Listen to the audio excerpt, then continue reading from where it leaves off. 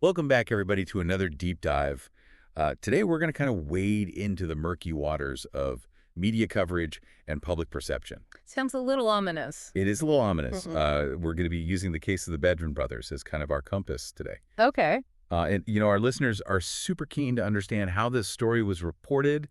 Was there any potential for bias? And how did all that kind of end up shaping what people believe about this case? It's a great question and a really important one. Absolutely. And, the case of these Bedrin brothers is so interesting.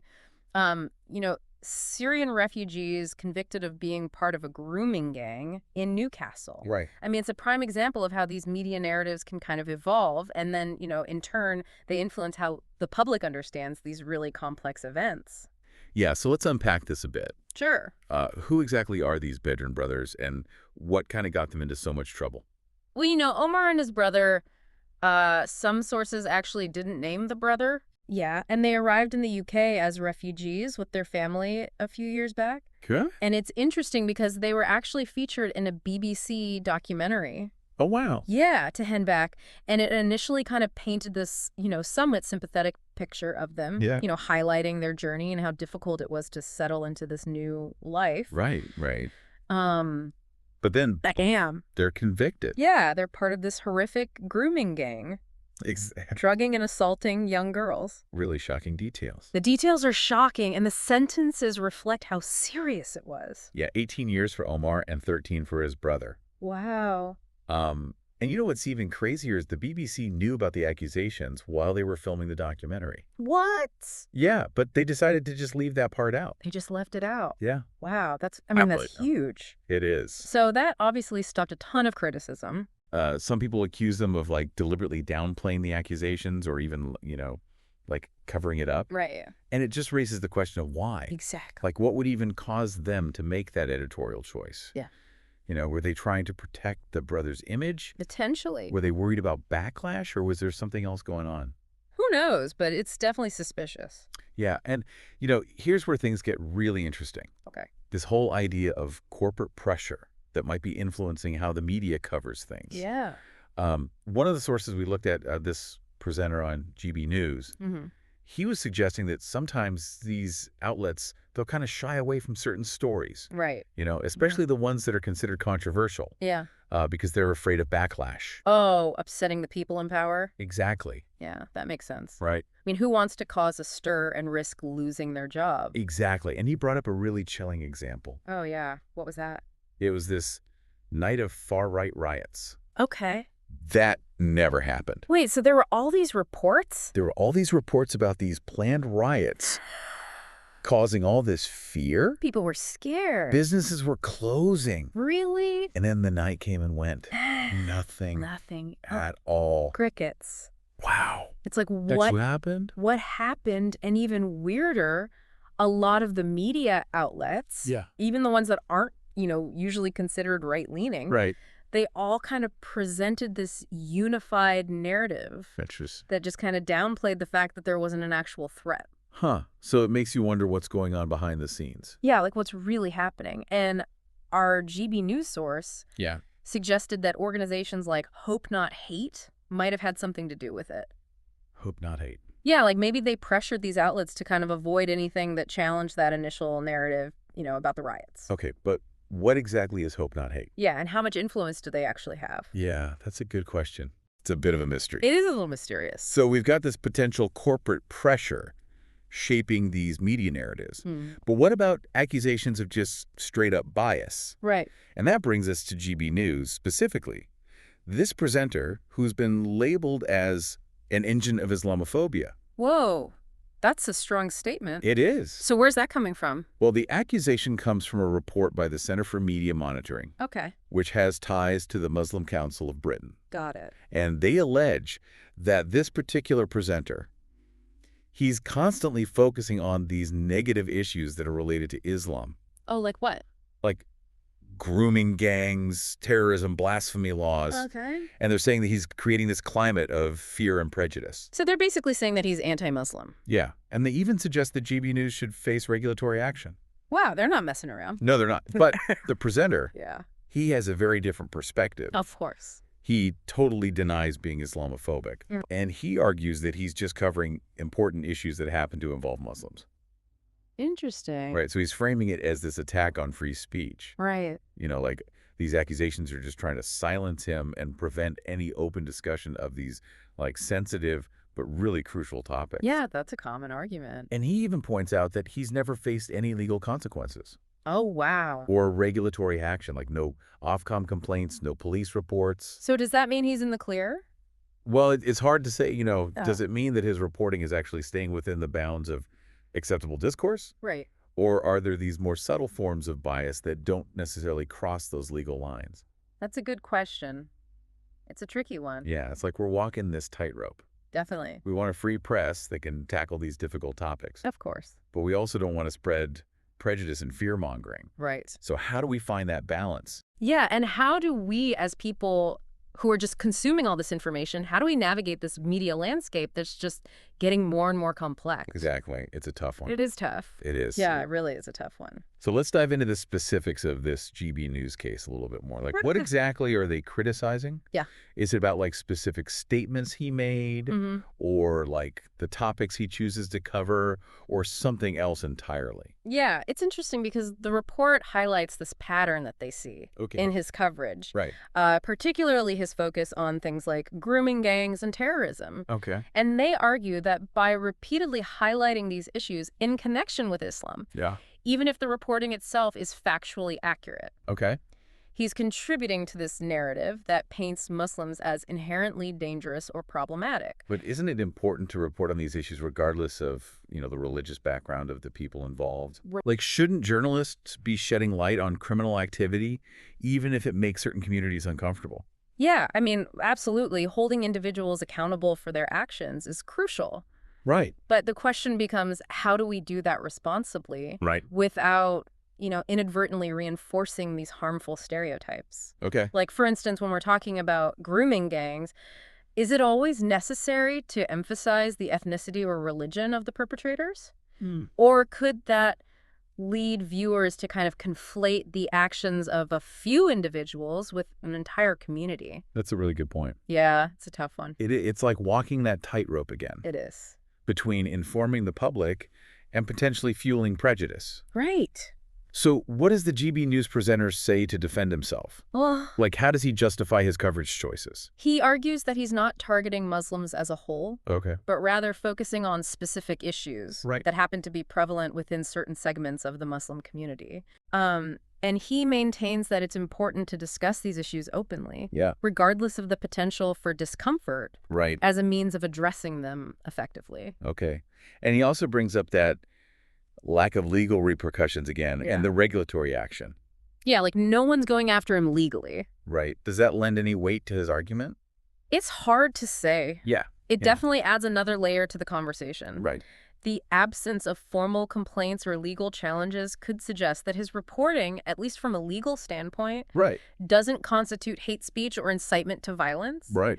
But some might argue that the impact of media goes beyond the purely legal realm. Right. Even if something isn't technically illegal, it can still contribute to a negative social climate or perpetuate those harmful biases. Exactly. It's like that saying, just because you can doesn't mean you should. Exactly. That's where the debate gets really tricky. Yeah. Where do we draw the line between responsible reporting and coverage that, while not explicitly hateful, might still be harmful in these more subtle ways? Right. It's a conversation that requires a lot of nuance. For sure. And a willingness to consider multiple perspectives. Absolutely. This whole situation really makes me think about media literacy. Yeah. How can we as, consumers of information become more discerning and avoid falling prey to bias, whether it's intentional or unintentional? That's a crucial skill in today's world. It really is. Absolutely. It's about actively engaging with the information we consume, questioning assumptions,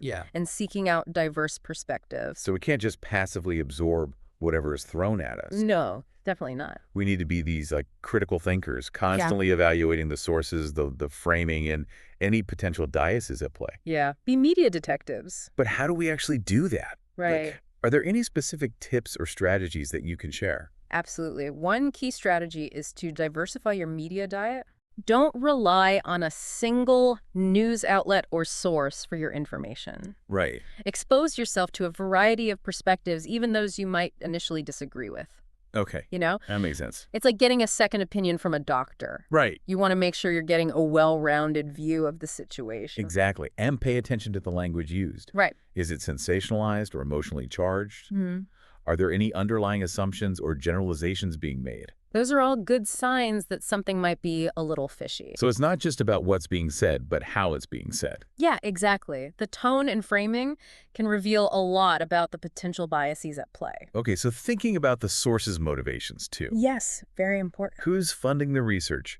Who benefits from this particular narrative being pushed? Right. Understanding the potential agendas behind the information can help you evaluate its credibility. That's like being a detective, Exactly. piecing together the clues Yeah. to get a clearer picture of the truth. Yeah. But with so much information coming at us from all sides, it can feel really overwhelming.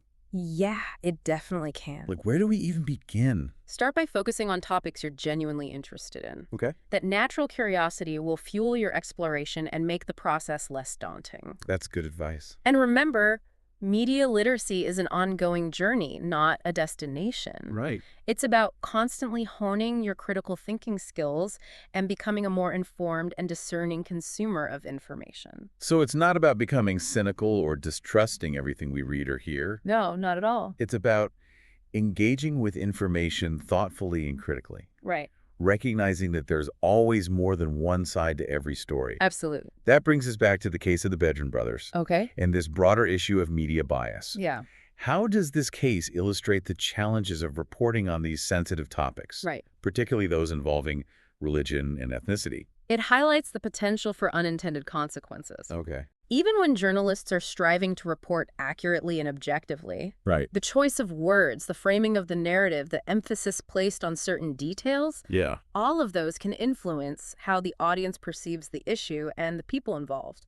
It's a reminder that words have power They really do. and that responsible journalism requires careful consideration of the potential impact of our reporting. Absolutely. We need to be mindful of the biases that we might unknowingly bring to the table Right. and strive to present a balanced and nuanced view of these complex issues. And this applies not just to journalists, but to all of us Yeah, as consumers of information. absolutely. We have a responsibility to be critical thinkers, to question assumptions, and to seek out diverse perspectives. So it's not about silencing certain voices or avoiding difficult conversations. No, definitely not. It's about engaging in those conversations with empathy, understanding, Yeah. and a willingness to challenge our own preconceived notions. Exactly. It's through open and honest dialogue that we can move beyond fear and prejudice towards a more informed and inclusive society.